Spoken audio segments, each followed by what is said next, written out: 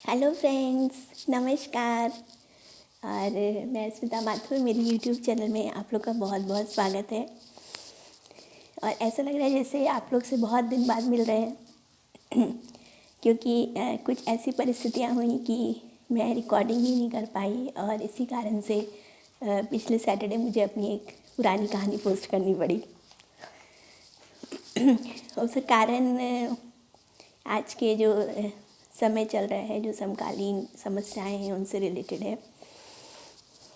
अभी कुछ दिनों से, करीब 15-20 दिन से हम लोग दिल्ली में हैं, नोएडा में। और वैसे तो ये सोसाइटी बहुत प्यारी है, सब कुछ अच्छा है, घर बहुत कंफर्टेबल है, सब कुछ बहुत बढ़िया है। लेकिन आई थिंक करवा चौथ के एक आध दिन बाद हम लोग ने खूब हैवी सा ब्रेकफास्ट किया और सोचा कि चलो मॉर्निंग वॉक के लिए चलते हैं।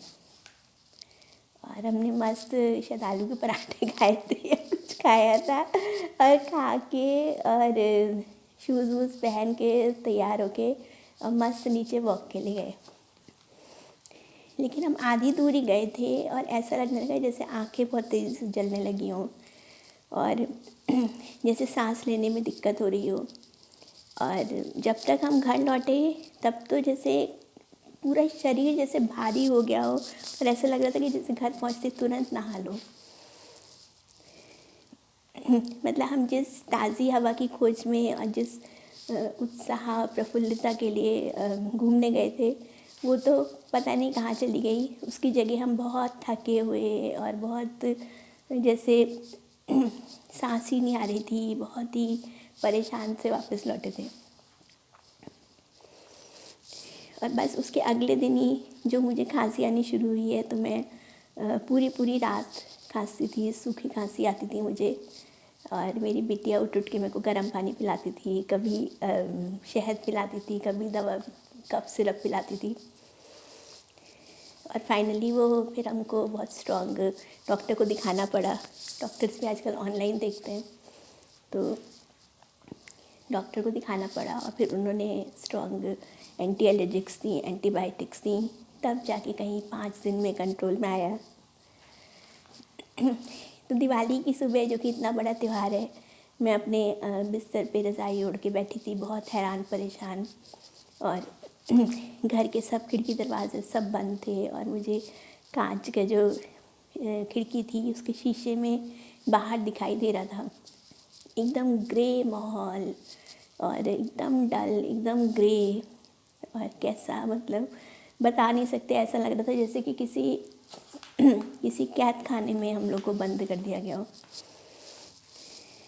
तो बस उसी परेशानी में दिवाली की सुबह मैंने ये कविता लिखी, और जो कि यहाँ की दिल्ली के एनसीआर के स्मॉग की समस्या को दर्शाती है।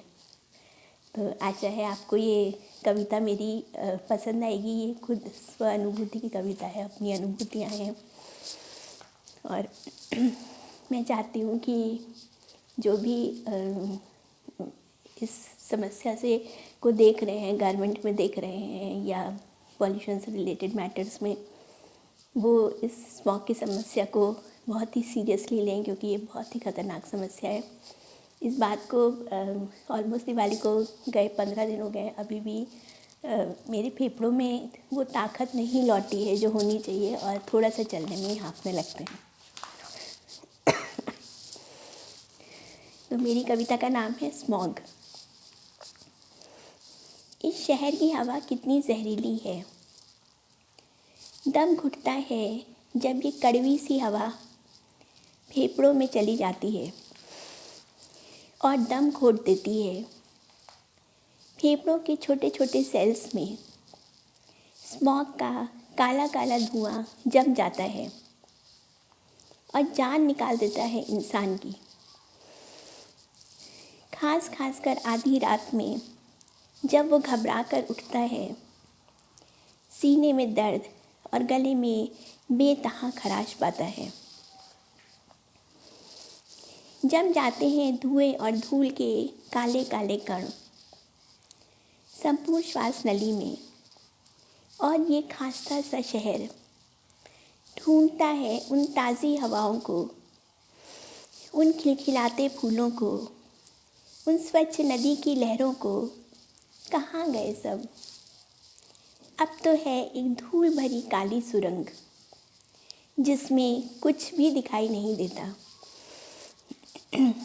कैसे जिएंगे बच्चे, युवा और बुजुर्ग इस शहर में, जहाँ की हवा जहरीली है, हवा जहरीली है, हवा जहरीली है। ए शहर वालों, हे देशवासियों, कोई तो हल ढूंढो इस धुएं का, इस समस्या का, जिससे हमारी आने वाली भावी पीढ़ी सांस ले सके। एक शुद्ध हवा में नहीं बैठना पड़े चुपचाप शीशे के घरों में, जहाँ कमरों के अंदर भी प्यूरीफायर लगाना पड़ता है, एयर प्यूरीफायर लगाना पड़ता है। हे सूरज देवता, तुम खूब चमको, हे इंद्र देवता, तुम खूब बरसो, धुल जाए ये काला काला सा आसमां, जहाँ चील और कौवे उड़ते हैं और खिल उठे सुनहरी सी धूप, डरसती सी बारिश और सिहरती सी ठंडी हवाएं, नीला सा आकाश और बगुलों की श्वेत पंक्ति। कर दो कोई जादू हे परमपिता परमेश्वर, इंसान की गलतियों को माफ़ कर दो और दे दो फिर से वो खिली खिली सुनहरी धूप, लहराती हवाएं और चमकता नीला आकाश। और ऐसा लगता है कि जैसे ईश्वर ने मेरी प्रार्थना सुन ली। और दिवाली के 1-2 दिन बाद ही यहाँ पे खूब बारिश हुई, खूब तो नहीं लेकिन हाँ काफ़ी बारिश हुई थी। सड़कें वड़कें सब भीग गई थी और पूरा आसमान धुल गया। काफ़ी कुछ स्मॉग की समस्या से निदान मिल गया था और नीला आकाश एकदम खिल गया, धूप भी खिली खिली सुनहरी आने लगी और अभी तो काफ़ी ताज़ी हवा है। किंतु ये है कि बस मॉर्निंग आवर्स थोड़े से रिस्की होते हैं, मॉर्निंग में निकलने में डर लगता है। शाम तक आते आते वो स्मॉग शायद सेट हो जाता है, तो शाम को घूम के आते हैं तो उतनी प्रॉब्लम नहीं होती है। तो बस इस कविता के द्वारा मेरा यही मैसेज है कि स्मॉग की समस्या है, उसका जो भी निदान हो, जिस तरीके से भी वो किया जाना बहुत ज़रूरी है। हम लोग तो एक उम्र जी चुके हैं और शायद हमारी इम्यूनिटी अभी अच्छी है, फिर लेकिन जो बहुत नन्हे बच्चे हैं जो इसी हवा में सांस लेते हैं, उन्हें तो ये भी नहीं पता होता, वो तो उसी स्मॉग में बाहर खेलते रहते हैं। और या बहुत ही नन्हे गोदी के बच्चे हैं या बहुत बुज़ुर्ग हैं, वो इस हवा में सांस लेंगे तो वो कैसे ज़िंदा रहेंगे, कैसे उनके फेफड़ों में ये काला काला धुआं भर जाएगा और कितना मुश्किल होगा उनका लिए जीवन यापन। तो बस इसी बात के साथ मैं अपनी ये कविता यहाँ समाप्त करती हूँ और आशा है आप मेरी कविता फॉरवर्ड करेंगे सब जगह। और मैं चाहती हूँ कि ये उच्च पदासीन अधिकारियों तक पहुँचे, जिससे वो इस समस्या का समाधान निकालें, या साइंटिस्ट तक पहुँचे, या जो भी एनवायरनमेंट को देखते हैं उन तक पहुँचे। चलिए, ओके, बाय, सी यू। अगले सैटरडे फिर मिलेंगे किसी नई कहानी के साथ। और अगर आपको मेरी कहानियाँ कविताएं अच्छी लगें तो प्लीज़ मेरी यूट्यूब चैनल को आप लोग सब्सक्राइब करिएगा। ठीक है, चलिए, okay, bye, see you, all the best.